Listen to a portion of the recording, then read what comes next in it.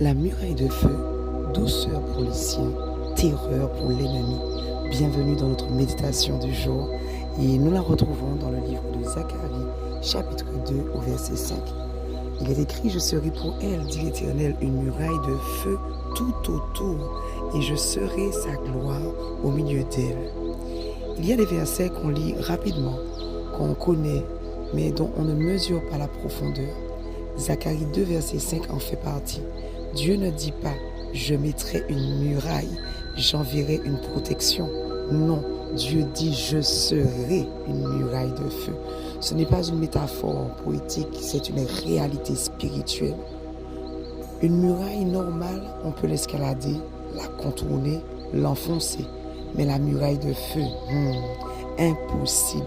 Le feu détruit, le feu purifie, le feu repousse, le feu consume, le feu rend impossible l'approche de l'ennemi. Et ce même feu, pour toi, devient lumière, chaleur, présence, douceur. Ce feu est à double face, comme le feu de la sainteté de Dieu.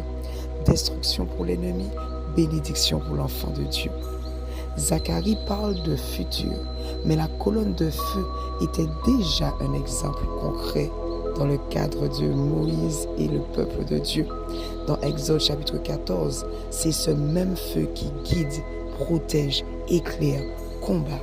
Quand Israël avance vers la mer Rouge, l'ennemi arrive par derrière. Alors la colonne de feu fait quelque chose de surnaturel. Elle se déplace de devant le peuple pour aller derrière. Devant elle était une direction. Derrière elle devient un bouclier. Pour le peuple, lumière, clarté, direction. Pour l'ennemi, cette même colonne est ténèbres, confusion, paralysie. Je ne sais pas si tu te rends compte. La même présence, la même lumière, mais deux effets opposés. La colonne de feu n'a pas seulement arrêté l'ennemi, elle l'a organisé et je dirais même une désorganisation de cette armée.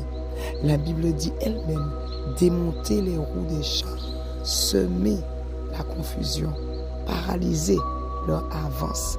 Voici ce qu'a fait la colonne. Ce que l'ennemi croyait maîtriser, Dieu l'a démonté comme un jouet. C'est ce que fait une muraille de feu. Elle ne se contente pas de te protéger, elle empêche à l'ennemi d'avancer. Le verset ne parle pas seulement de ce qui est autour, il parle aussi de ce qui est au milieu. Je serai sa gloire au milieu d'elle.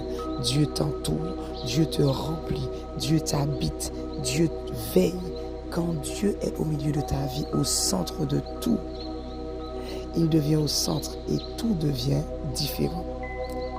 Zacharie 2, verset 5 n'est pas une belle promesse symbolique, c'est la manifestation de la protection divine, la gloire divine, la puissance divine, la présence divine. C'est une muraille invincible, un feu qui ne s'éteint pas, une lumière qui ne faiblit pas.